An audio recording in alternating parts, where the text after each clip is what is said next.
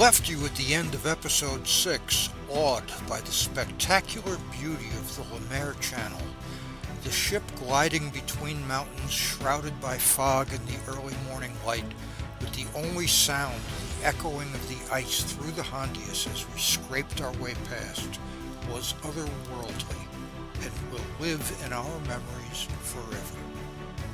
We made our way to Port Charcot, an island group where winds and currents push icebergs into shallow areas where they get stuck and slowly melt. An iceberg graveyard. After breakfast, we prepared for a zodiac cruise, but were warned the freshening breeze and worsening weather might require a hasty return. Elizabeth was our driver.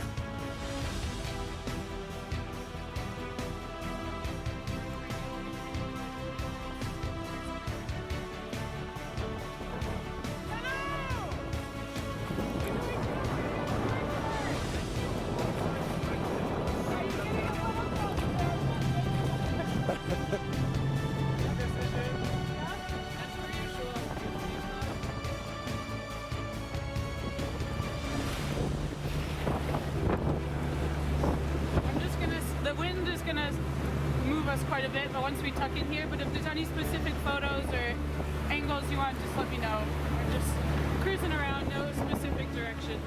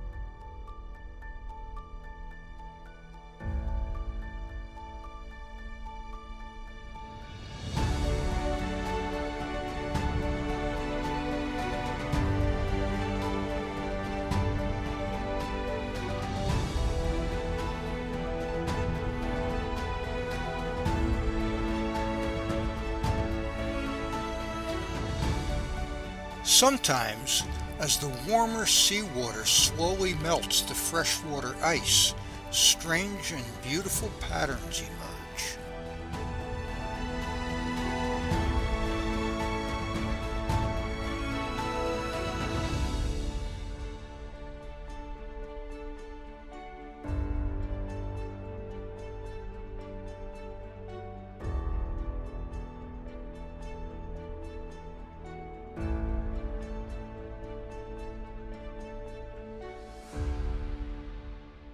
When the winds picked up to 35 knots, the bridge called us in. It was a wet ride back to the Hondius.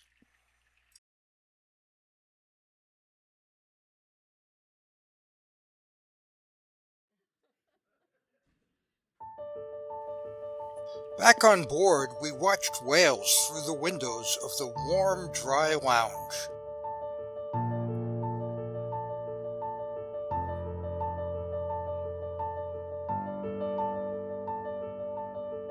I stepped out on deck for better pictures. Didn't see any.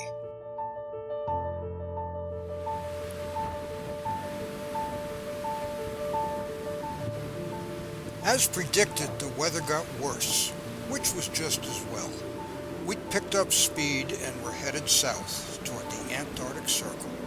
As we traveled, fittingly, it started snowing.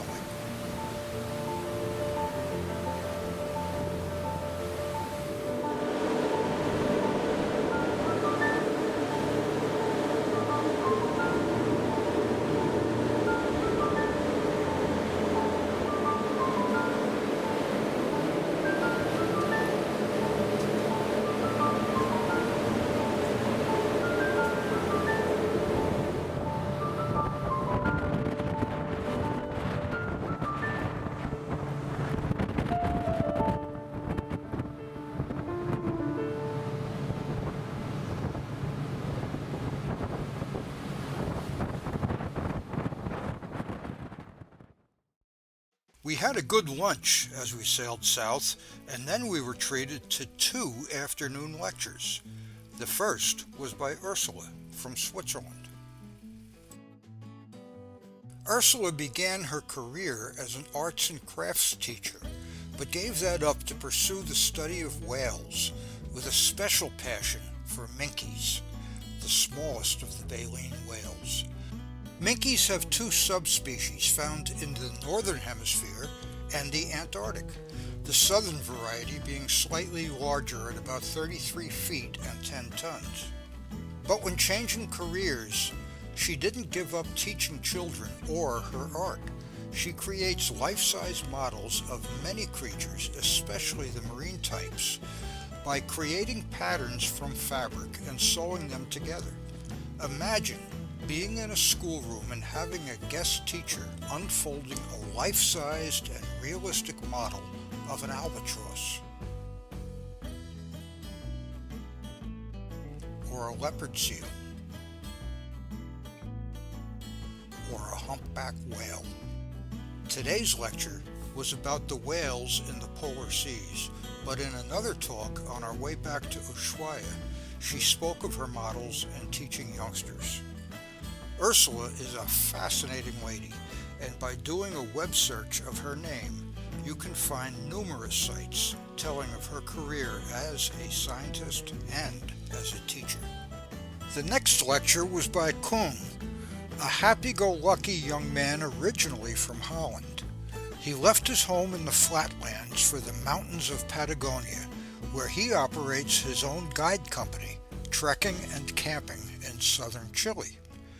Koen spoke of the Antarctic explorers going back to Captain James Cook from England, who was the first to circumnavigate the continent, even though he never reached far enough south to see it. John Davis from Connecticut, the first to set foot on the continent while hunting seals in 1821, the year following 4 separate sightings by 2 Russians, an Englishman, and an American. Belgian Adrien de Gerlache, who with a very young first mate, Raoul Amundsen, was the first to winter in the pack ice. Englishmen Robert Scott and Ernest Shackleton, and of course Amundsen, who beat Scott in the race to the South Pole. Like all our speakers, both Ursula and Koen gave excellent talks, thoroughly enjoyed by all. We continued south into the night.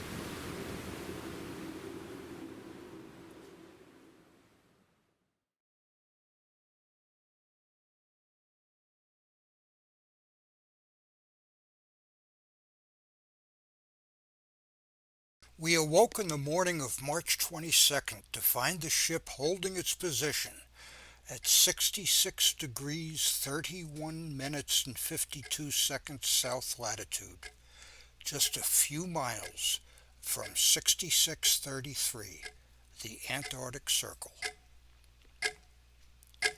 The passengers and crew gathered in the lounge as we steamed south, our position showing on all TV screens.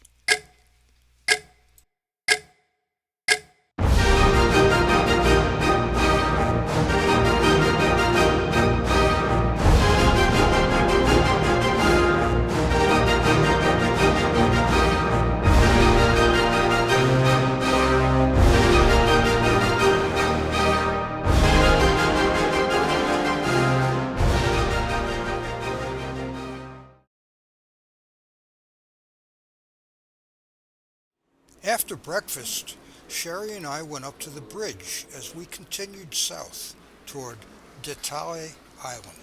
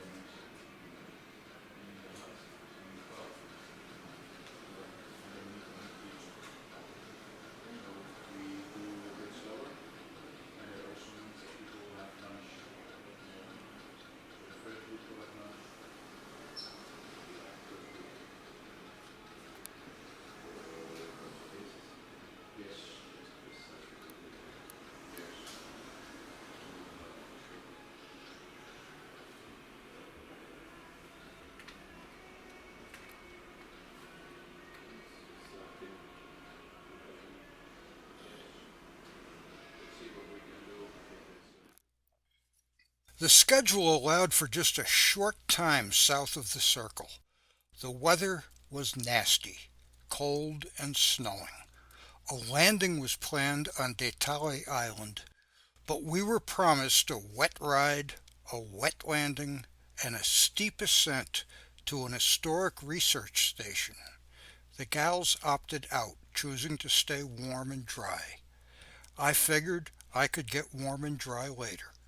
This would be our only opportunity to land south of the circle, and if possible, I didn't want to miss it.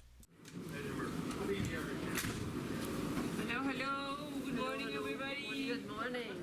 How are you doing today?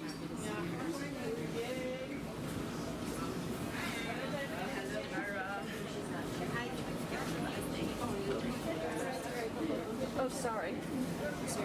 What? Paying attention.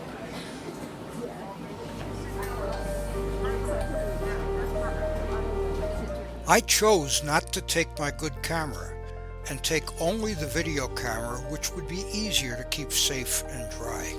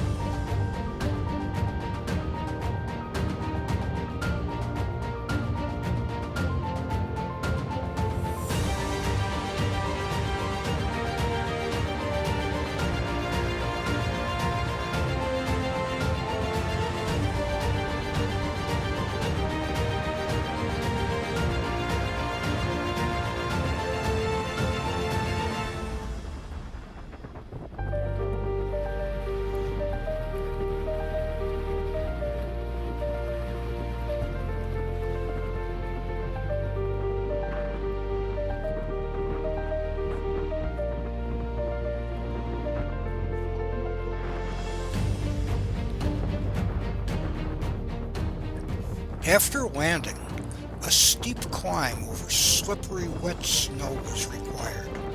The crew provided a rope so we could pull ourselves up.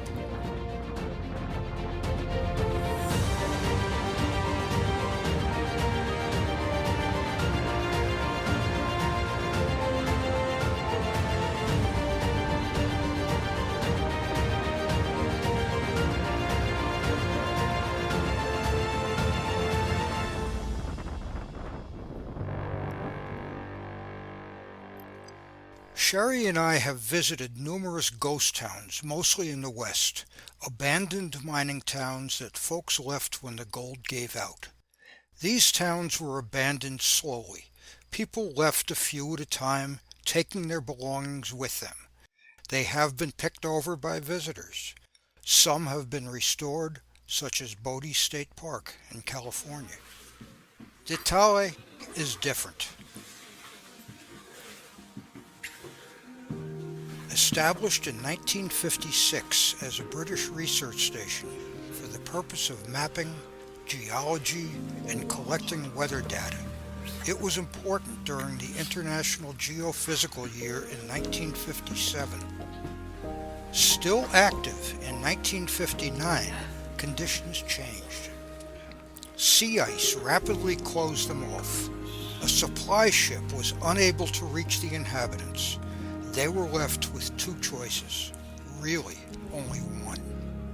Stay and starve, or grab what they could and sledge 30 miles over the ice to the station at Horseshoe Island. They took the most important scientific samples and data and left. When they got there, one of the dogs, Steve, took off and ran back out onto the ice. He couldn't be found. Personal belongings were left behind, as were cans of food, cooking and eating utensils, their reading library, sheets and pillows on the bunks, dirty underwear hanging on hooks. Today, it's like walking into a time capsule of a time more than 60 years ago. Oh, yeah.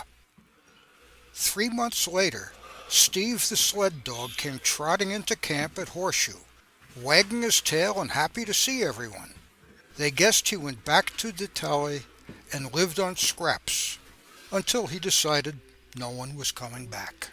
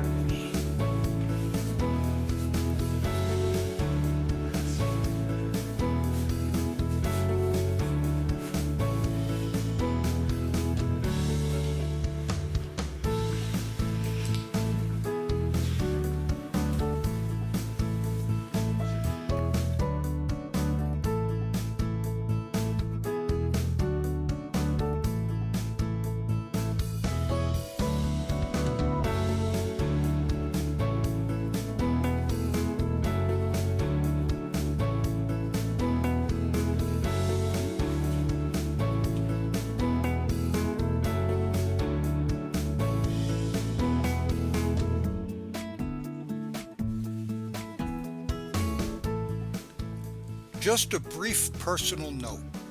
After the Second World War, a shipmate and friend of my father, the radio man on board his subchaser, stayed in the Navy. In the 1950s, the same time this was an active station, Jimmy McHugh went with Admiral Byrd to Antarctica as his radio man. A wave of emotion hit me like a brick when I peered into this room. Whoever sat in this chair surely spoke to my dad's friend. Gone for almost 30 years, for a brief moment, my father stood next to me, looking at that chair in front of the radio.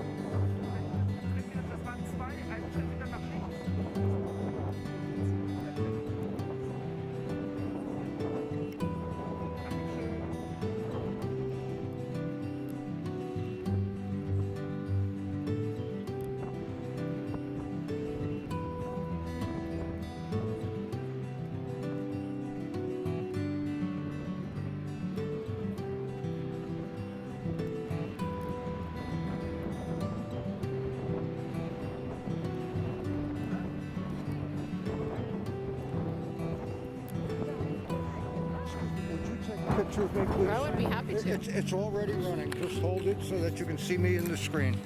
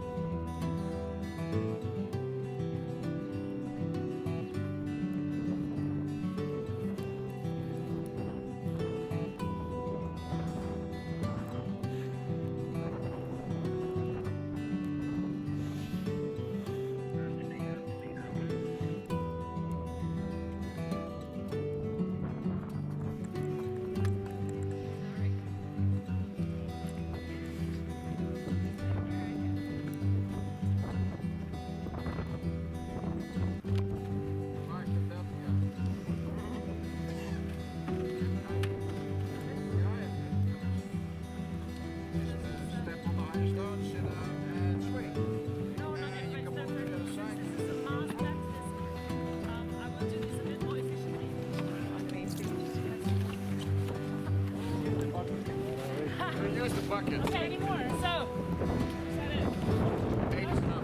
Can one of you do my great stuff? My name is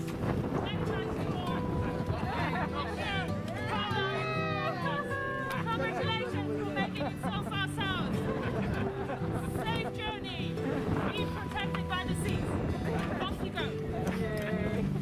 Off with their heads. That's the wrong part.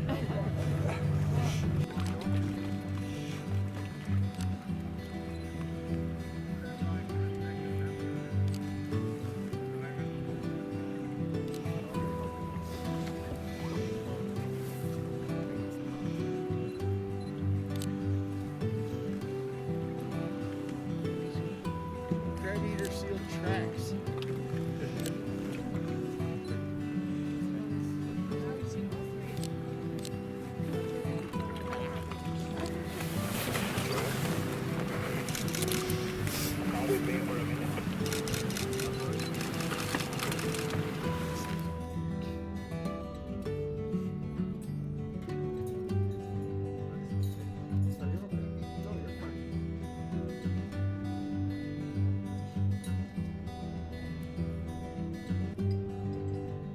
Back on the Hondius, I watched with Sherry and Donna as the rest of us were picked up.